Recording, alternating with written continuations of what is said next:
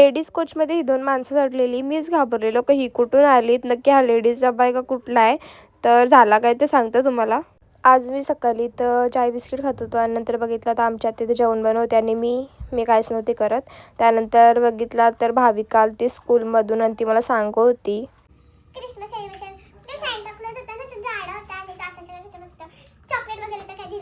थोड्याच वेळेला तिथं भावी लगेच निघलेली क्लासला जायला आणि मी तर एकटीच होतो घरी, कारण की वंचिता पण गेली तिथे कॉलेजला. त्यानंतर मग ती गेली, तिला पण बाय बाय केला आणि तशी बसलेलो असतो मी बघितला का बाबा इथं टी व्ही बघता बघता डुलक्या देत होते आणि आत्या इथं मला थोडासा मेकअप शिकवत होती, कारण की तिने मेकअपचा क्लास केला आहे म्हणून ती मला थोडा थोडा नॉलेज देत होती त्याबद्दल.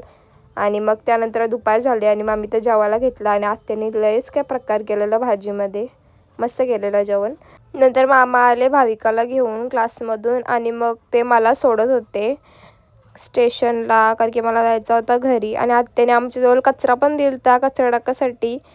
तर 2 पिशव्या होत्या मामांनी दोन्ही साईडला लटकवलेल्या आणि मग आम्ही ते लगेच कचरा टाकला. मामांना बाय बाय केला आणि मग मी तर उभी राहिलेली ट्रेन येईल म्हणून. तर तिथे मी लेडीज कोचच्या समोरच उभी होती आणि तिथून ती 2 माणसं चढत होती त्याच्यात आणि मी कन्फ्यूज झाले हा नक्की कुठला डब्बा आहे. तर मी आधी चेक केला तर तो लेडीजच होता म्हणून मी चढली. त्यानंतर नेक्स्ट स्टेशनला ते लोकं उतरले, कारण की आय थिंक ते चुकून चढलेले होते. संध्याकाळी गेलती मी साक्षीकडं आणि तिथं या दोघी मांजरी बघा ही जेवत होती म्हणून कसे बघत आहे तिच्याकडं, त्यांना पण वाटतं भूक लागलेली. नंतर आम्ही गेलतो मोमोज खायला. Bye bye.